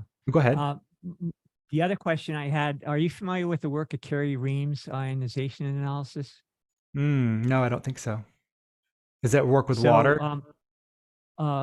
Well, that would be the Tesla of water would be I'd consider more Schauberger. But, okay, yeah, Schauberger for sure. Reeves Yeah, was more the Tesla of botany. It's his claim to fame. And so anyway, in a nutshell, I do very extensive testing when I need to here. But your testing is, of course, you're getting chemical samples, many chemical samples all over. But then you run it through a mathematical equation. That's what Kerry did. He used math in order to extrapolate electrical vectors from the chemical findings. So if I do any amendments in the farm here, I don't just start dumping all sorts of organic stuff on. We just use little minute amounts of certain things that by the equation of least resistance, which is what we get out of our testing, then I know just where to tweak that equation to super cool. Improve that line of resistance, so that now the soil itself, the micronage in the soil, becomes more compatible with the rootlets of the plants.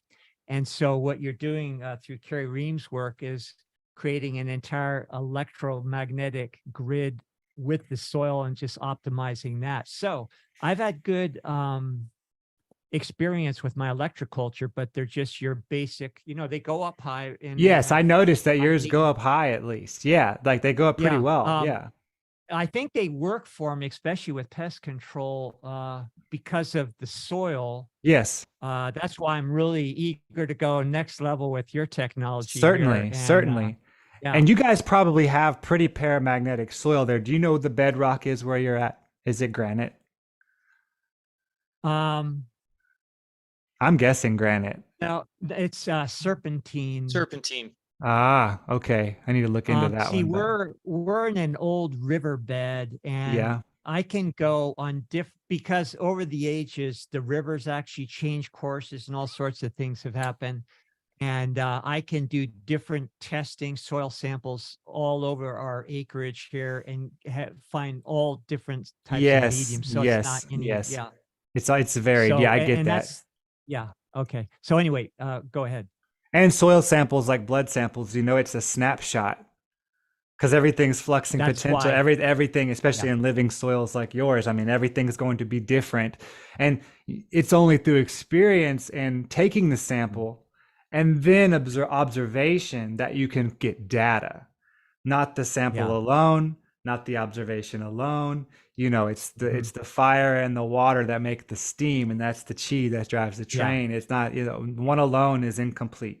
It's like, that's why it takes being an agriculturist like yourself, being in your gardens all the time, watching results, cause and effect, and being able to delineate between the effect of one thing and another, or compounding variables. Right. You can have a hot spell within a greater cold time. You know what I mean? There's these weird variables that can cause success or failure to certain crops. And understanding that, along with the new things that you might be trying, or the other systems you might employ, is so critical in understanding what they're doing and the effects that you might have had from something else, or the combined effects of the two or the three. There's so many combined variables is all my point is, that only that because you've seen it, and you've compared that with your analysis. That's real science, is you do something and observe, right? And we're all welcome. We're all welcome to do that. That's what's so wonderful. Like, I was growing up kind of told, well, we're not the type of people that understand those things. That's for other people to understand. We just, we here in this family, we do our work, and we don't expand our minds into that realm of the academic, of, whatever you want to call it, or, and it kind of made me go the other way. I was like, nah, man, like, to, let no man belong to another who can belong to himself. There's some Paracelsus, so why would I trust the mind of someone I can go do it? Now, I'm not saying I don't defer to people's experiences that I trust as well. And I will input any research and give it thought and find it valid. And at the end of the day, I have to, because I wasn't there and I didn't do it, so that's the only way you can know, or have any idea. Exactly. So the CW1 is your most foundational unit, and then my most foundational unit. And then CW2. So I'll quickly finish the components here. You go in the order you want. Which are basically the same, more or less. We'll get into the differences, but you have this is for the atmospheric positive cation collection. The positive atmospheric electricity component, right, is these steel wires, because the wind blows through them. You're looking for surface area. As it comes down, you come to the telluric collection rod. This is brass. And it's interesting, brass is zinc and copper in different proportions, which are very similar to this voltaic stack, which is interchanging plates of copper and zinc, because those metals electrochemically exchange constantly. They do that at an expedited rate when there's electrolytes present, which, when it gets rained on, there are electrolytes in rainwater, salts, that expedite the exchange and create more voltage in rain. So all these components interface with the weather in a different way, basically, or the environmental factors. The wind blows through these wires, the solar winds to be exact.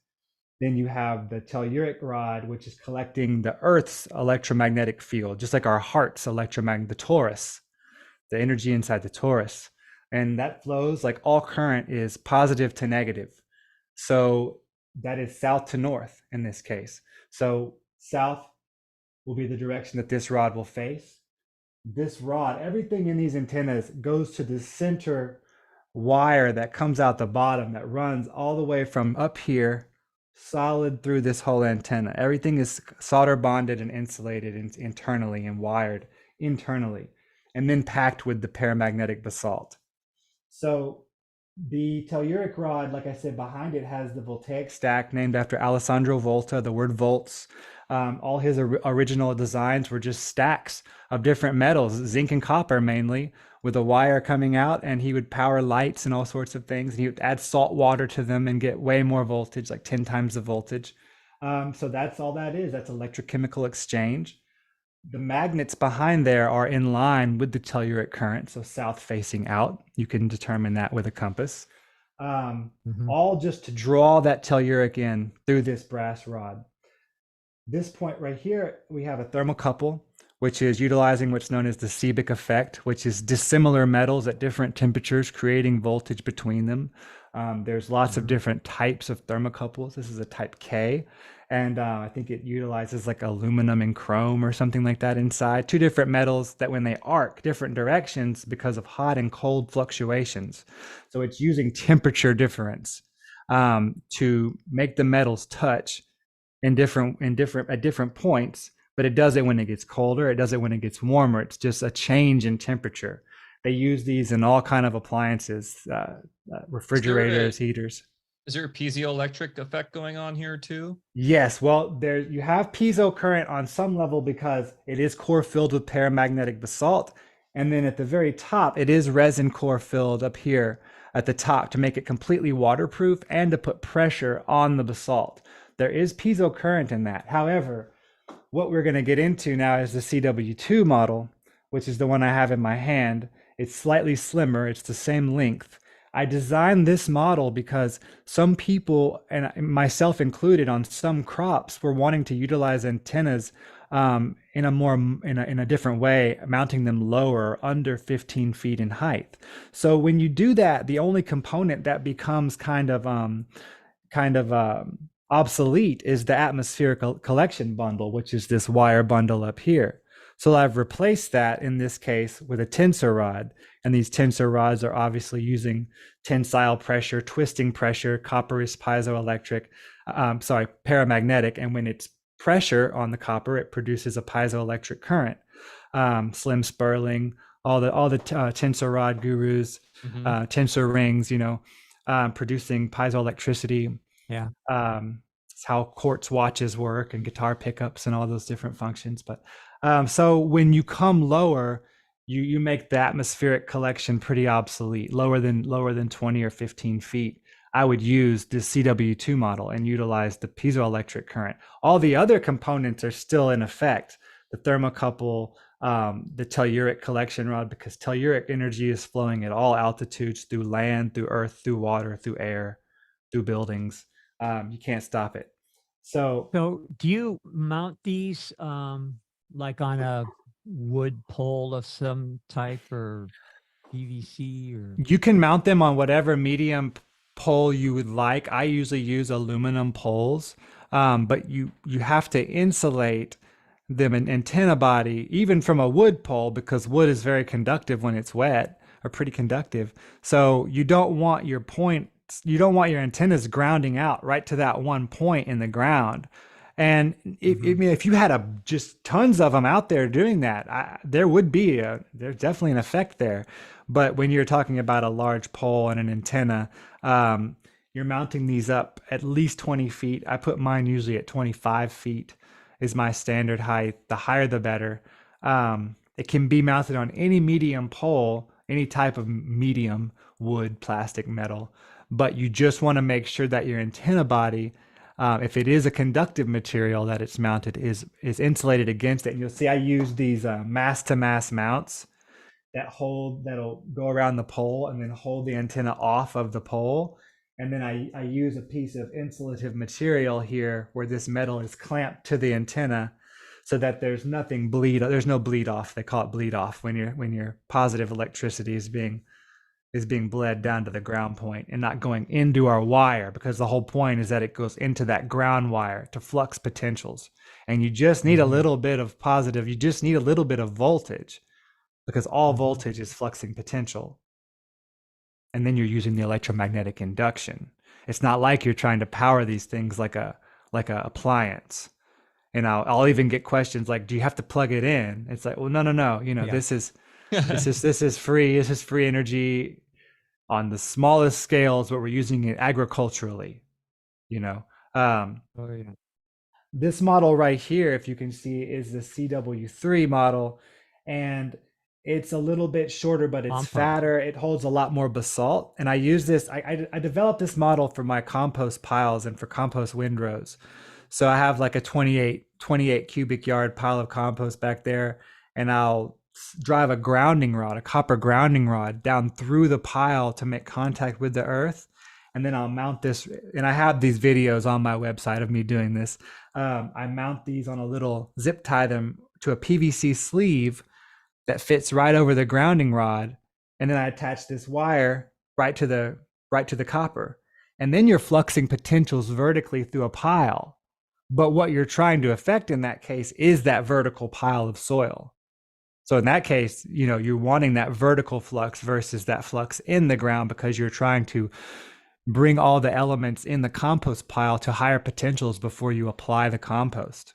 Or let's say flux basalt into lime. Go ahead, sir. Do you use any of these devices to make compost tea? I do. I actually have a video about that. You can use these systems through water just like you can through soil. So like outside of the greenhouse, my propagation house where I make teas, I have my reservoir and everything inside.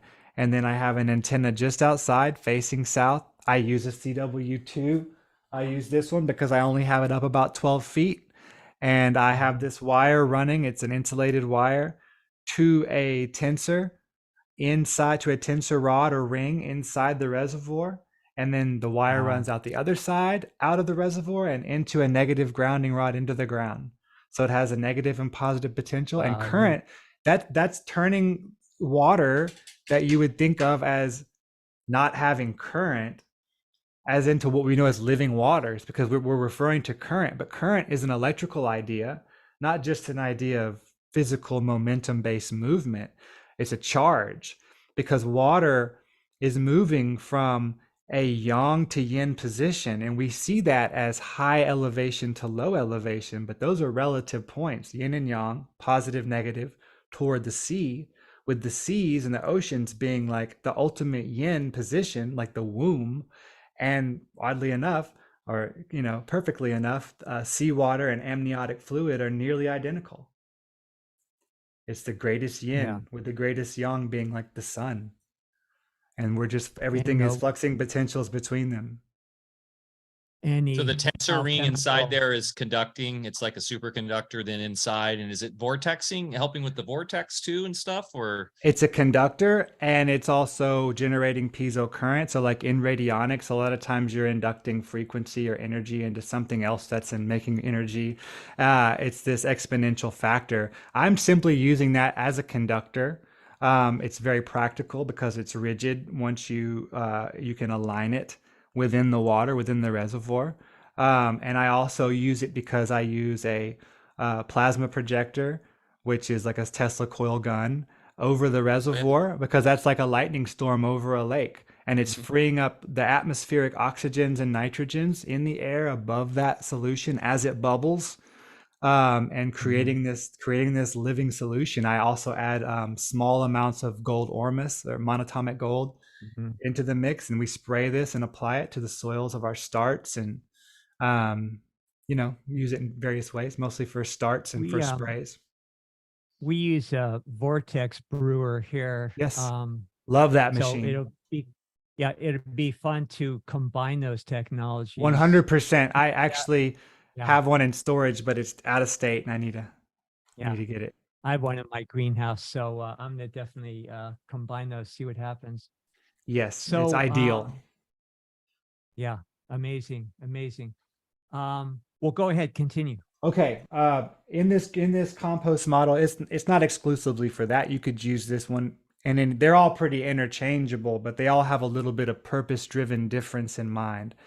I wanted this to be a kind of a powerhouse because it's going to sit there and charge your compost that you're going to spread everywhere, right? So there's more basalt in this model. It's a larger diameter copper body. There's two piezo rods. There's two tensor rods in this model, and they're twisted in opposite directions. One is twisted clockwise, one counterclockwise. There's also a lot of focus on that in electroculture, but a lot of times there's no reference given. Well, do you mean clockwise from above or from below? Because everything is kind of relative, you know. So at the end of the day, they're both producing piezo current. You've covered all bases, depending on what your thought mentality is, because I'm trying to make these universally understandable. So if I pigeonhole it to one thing and it's like, oh, this is always counterclockwise, then I'm preaching a dogma, but like I didn't create this universe alone. So, you know, I don't know. There's things I don't know, of course. And so I'm leaving those things open. I'm going to put one going each direction in balance. They're both exactly 1 cubit length long. I'm using the principles of biogeometry and yin and yang balance that I know to use in the design. There's So always room for as improvements. you since you mentioned that, you know, I use a lot of biogeometry here, just to create resonance through numbers and shapes and design and ratio. Yeah. yeah, exactly. So you do that as well? Yes, all these pieces are cut based on the sacred cubit. So the body length is, you know, if it's a half cubit, the rods will be 1.5 cubit. Everything is cut in some sort of harmonious metric to that length, so that they have kind of a static, harmonious resonance in the device alone. And basically, I just wouldn't know why anyone wouldn't do that with everything. That's my bigger point. It's not that I'm doing it so it's special. It's kind of like, why not? Yeah. If you just didn't know, So- maybe, but if you know, apply So it. let me ask you this: do you exactly? Do you measure just the innate ley lines in the land and utilize those in any way? Because, you know, like in biogeometry, there's 3 different types of ley lines, and some of them are useful, and that you can use it like a river to carry things more. Do you ever couple Like your like technologies dowsing for with- geopathic stress lines and stuff like that. Yeah. Okay, In so biogeometry, we have instruments to do that, and then there's like Lecker antennas, things like that. But yeah, I don't have any of that equipment. I would love to experiment with it. That's Yeah. probably a next chapter. And that's the type of thing I'm looking for, is where to, you know, You would where love else it. to take it. Yeah, so that's probably Yeah. something that when we get done, I'll heavily research more. But no, Yeah. so most of my gardens and my farm were laid out, and not that it's set in stone, but I mean we have it pretty much like we like it, before we installed these systems. So my goal has been adapting these systems to what I already have, which has been a good practice, because that's what I end up doing with most of my customers and people I consult with, is they're adapting something.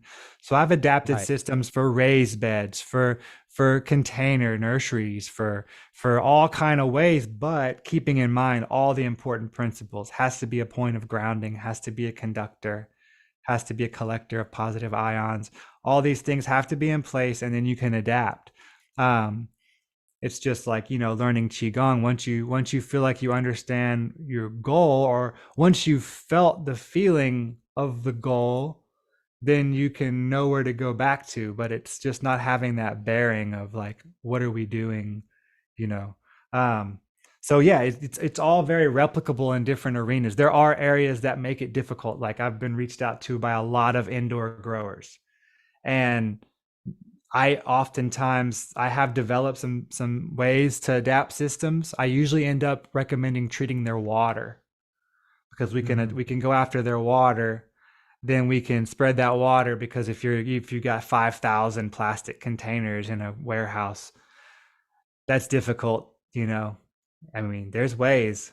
You know, we can put antennas on the roof. We can run wires in line with the current. It flows through everything, flows through all those containers. But then we have to have a point of grounding at the end in the actual earth. And we have to have these things in place. They get difficult. And I'll usually just be really honest and recommend more radionics based solutions, or maybe perhaps using some of the equipment with their water reservoirs.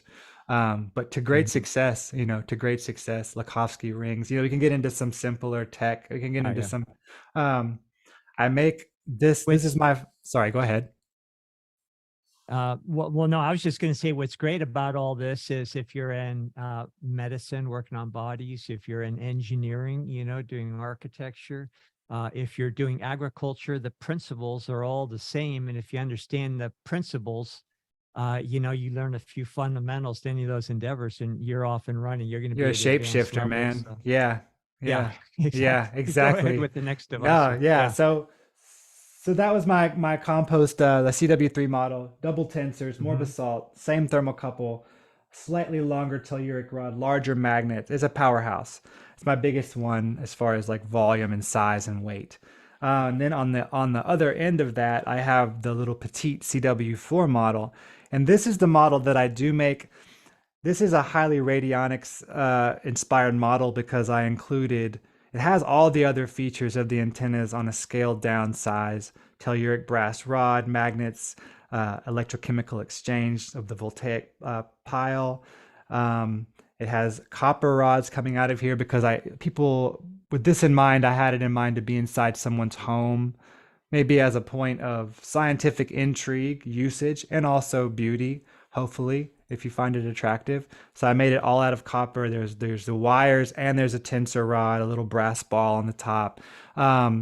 But I added, in this case, this is wired into the wire here. Soldered to the wire is just a tensor that's split into two here, and those are for alligator clips. So you can take a BNC to alligator or an aux to alligator cord and connect to your frequency generators, your Spooky 2 machines, orgone amplifiers, whatever you may have that you can have. There's cords that are adapted for everything to alligators. So the positive and negative, right? And you can, if you want to sympathetically resonate the nitrogens in your soil and get growth, you would program in 1014 hertz, that's elemental nitrogen frequency, and run that on the plant through this device. It can also be used as a biofeedback antenna to radionics devices in and outside of the home.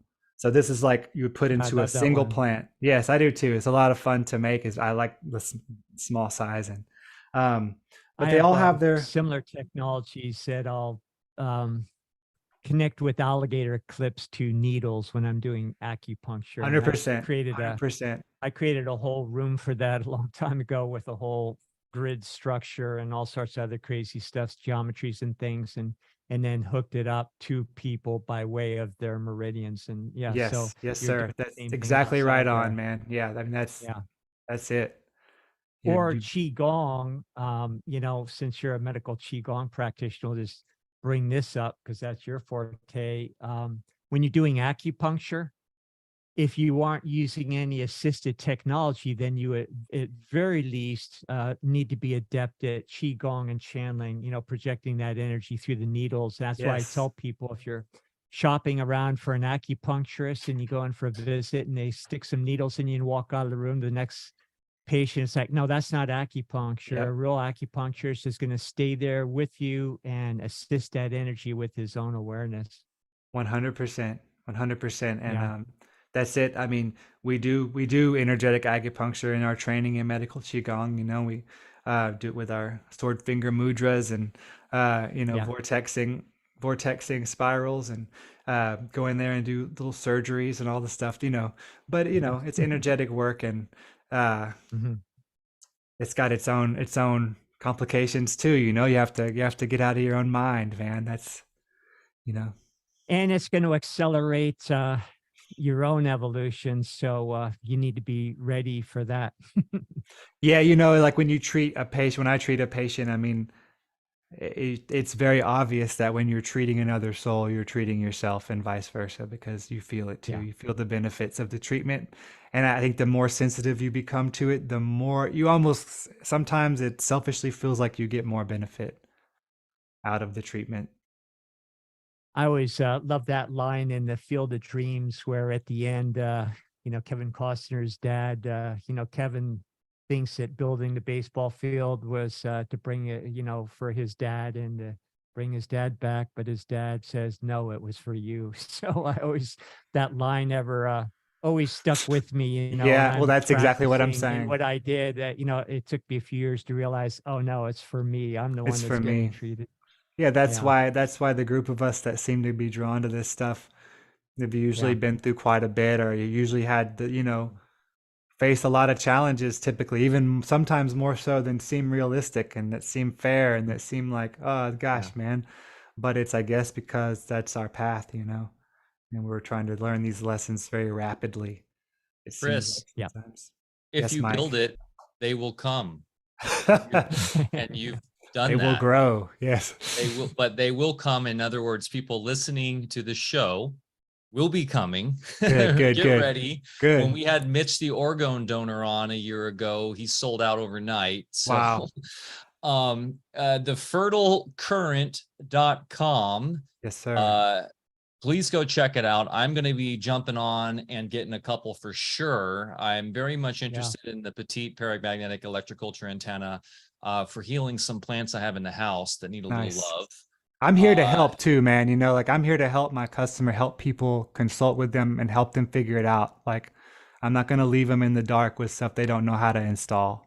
Well, I was just going to say too, you have on the installations portion of your website where you have visual cues on how you do the installation. But for the people that maybe can't afford this, that are more DIY, do you ever plan on putting out sort of schematics, open sourcing this at all? So people maybe could even buy those schematics off you so they could build them themselves? Well, that kind of already exists. I mean, honestly, like that's what I worked from. Yeah. So I wouldn't really be doing too much besides.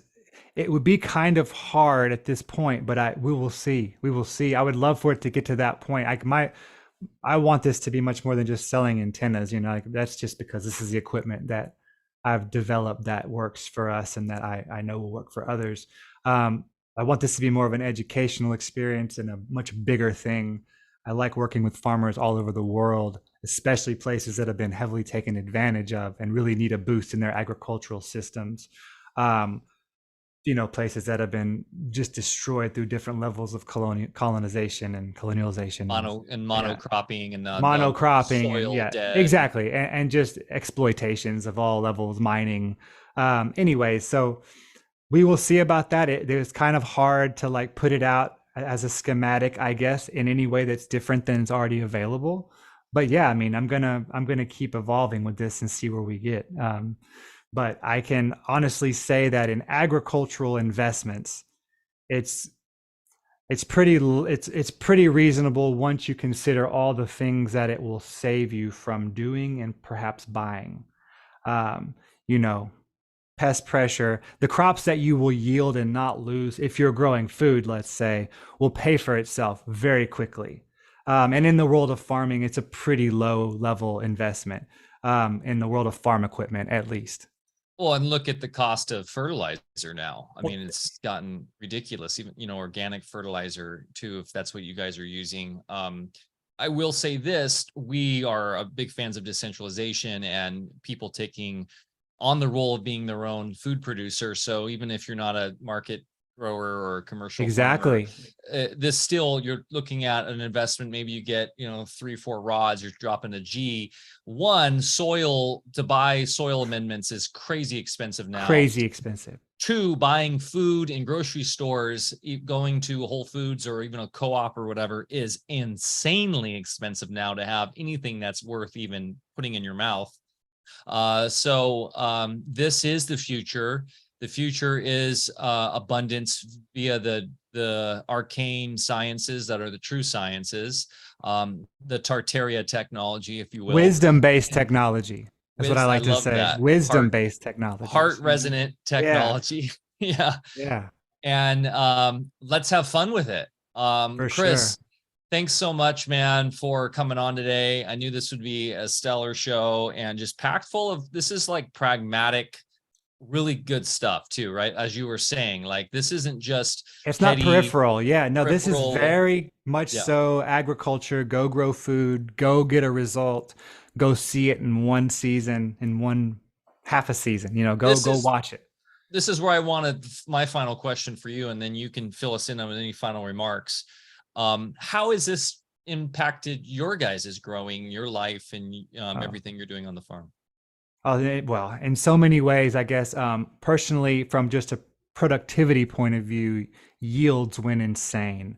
And I'm talking about crops that I've watched grow in the same place for over a decade.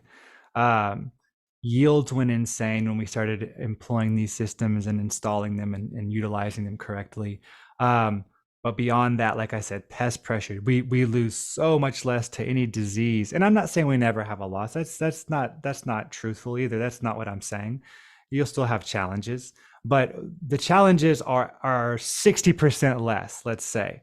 And that's huge.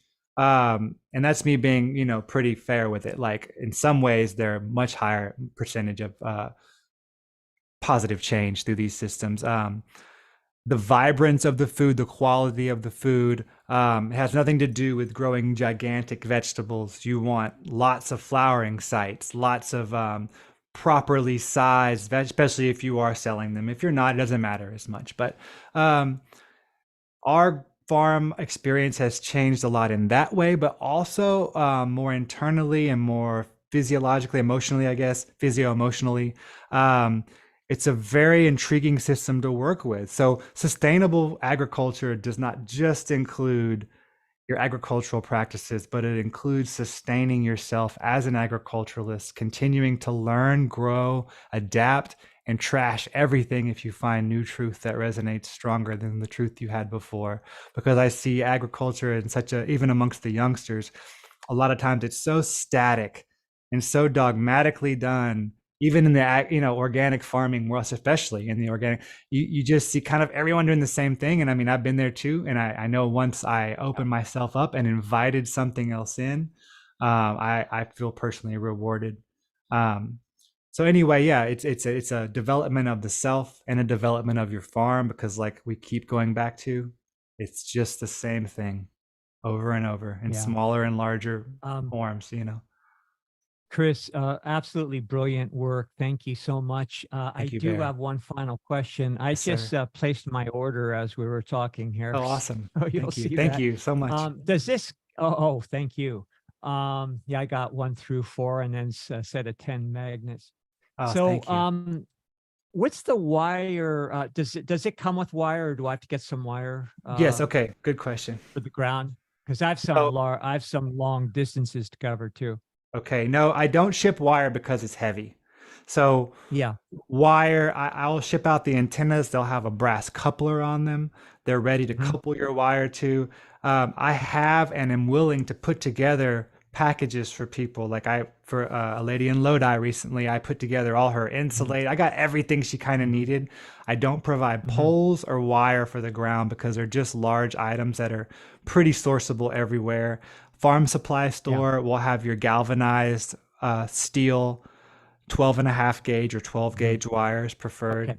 That's the standard size, and you want galvanized, not aluminized. I like to make sure that's clear to everybody.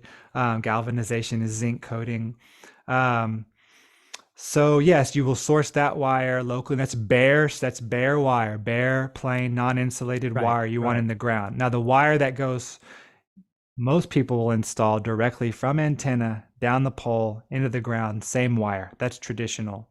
You can split it up and run a piece of insulated wire from your antenna to the bottom of the pole and then couple it to your ground wire. And I find that to be a very smooth way to do it. Okay. And you also have insulated wire then going down the pole. Chris, we need to come out to the farm and do a workshop. Maybe dude, I would love it. What do you say, Bear? Oh, that would be amazing. Yeah, I would love it. That would be amazing. I would love it. I would love to do that with you guys. Sorry, I guess we're trying to wrap it up. I don't want to. Yeah. No, yeah. Thank you so much. So, so you'll probably be getting an email from me with a couple questions when my stuff arrives. But I'm here for you, and bro. We'll take some cool videos and reference you, and then let you know how we're doing with it. Thank you, Bear. I really appreciate you, bro. Let's stay in touch thank on you. a personal level and everything. Yeah, everything that'd else. be We'll awesome. be, And, you're always welcome here. Thank Love you. to do a workshop with you Same, here. same. we'll be sending you some of the Jiao Gulan, maybe before and after, Bear. We'll send them some. That's one of our core crops. It's how we nice. make our tea of Gulan immortality leaves line. Awesome, man. Yeah, you guys are doing some radical stuff, bro. Like the levels, and he's telling me about his processes. I'm just blown away. That's true alchemy, man. It's just he's applying the knowledge. You guys are applying knowledge, you know.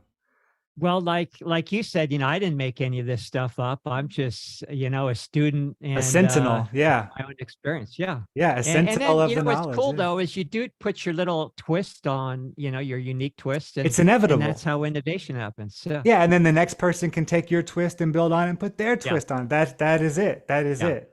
Awesome. Yeah. Way Yeah. cool. Mike, thank you so Chris. much. You're awesome, Chris. Thank you. I love you guys. Love Thank you, too. dude. Enjoy Take your care. time on the farm. Such a pleasure. We look forward to having you back. Probably what we'll do is we'll do a follow-up one maybe in the spring coming Perfect. into growing season, and we can kind of or we'll figure it out. But I know we'll have our hands busy over the winter getting all this stuff installed. Yeah. And perfect timing, Bear, because we were just literally before we really were aware of Chris talking about all the work that we want to get done moving into the winter, and this is a great time to get all the stuff in, right? Yeah, it's a nice time. Oh, perfect. Yeah. Okay, thanks so much, guys, for everyone in the chat. You guys are awesome. What an amazing community we have. Nothing but radiating positivity in there, and just just can-do attitude. People are stoked to get on this. And They are pretty cool, aren't they? I look at other chat groups and we've got the best. They're amazing. yeah, I mean, You get what you put out, you know what I mean? Like Indeed. You know? We're quite fortunate to have you guys. Thank you so much. If you were resonating with this, and it really helps just to hit the thumbs up, share with your friends and family, get this information out. This is the kind of stuff that will inspire people to start planting and getting involved with where their food comes from, right? It's so important this day and age for us to start taking an active role in our food production. Even if you live in the city, get one of these petite electroculture antennas and throw it in your potted plants, on your balcony in Manhattan. You can grow food anywhere. So and experiment with the radionics too, I mean, why not? Oh yeah, Indeed. Absolutely. Indeed. But that being said, guys, we got to go. Love you. We'll see you next. Actually, we have a special Alfacast next Tuesday. I believe it's at 3 or 4 p.m. Pacific time because our guest is in Australia. So keep an eye out for that. And then I will be off to Confluence in Texas in the Hill Country. I'm leaving Thursday. We'll be hanging out with Alex Zek and Kelly Brogan and Eileen McCusick and all these legends on Molly's farm there, her new farm from Sohart Farms, to go deep into all of this stuff, all these solutions. I'll be talking about the current of experience and how that is the currency of our time. And also be DJing. There's a solar eclipse going on, so we'll be doing the eclipse, and then I'm DJing the after party that Saturday night. It's going to be a blast. Matt and Owen from Music and Sky are cruising out with me, Bear, so we're going to have a good time, and I know you'll be there in spirit with us because basically give everyone a big hug for me.